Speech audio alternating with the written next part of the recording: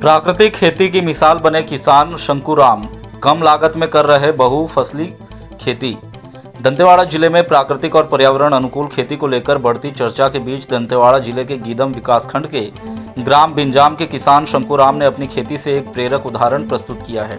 सीमित संसाधनों के बावजूद उन्होंने जैविक और प्राकृतिक खेती को अपनाकर खेती को कम लागत वाली और आत्मनिर्भर बनाने की दिशा में उल्लेखनीय पहल की है।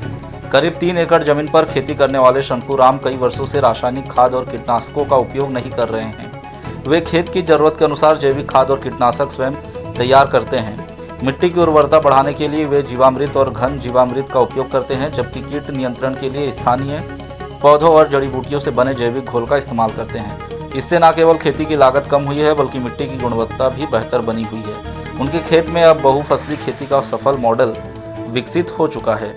यहाँ टमाटर, बैंगन और बरबट्टी जैसी सब्जियों के साथ साथ क्षेत्र में प्रसिद्ध सुगंधित धान की खेती भी की जा रही है।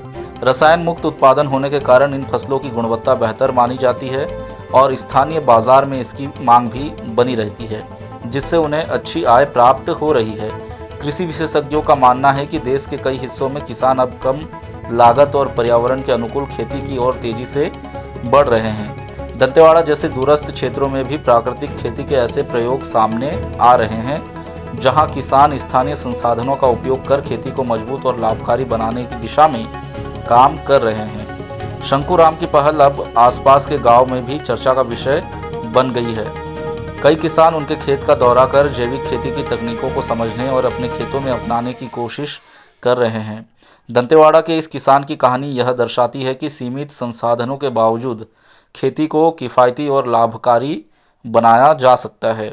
दंतेवाड़ा जिला जनसंपर्क विभाग द्वारा शुक्रवार दोपहर 12:10 में उक्त जानकारी मीडिया को दी गई।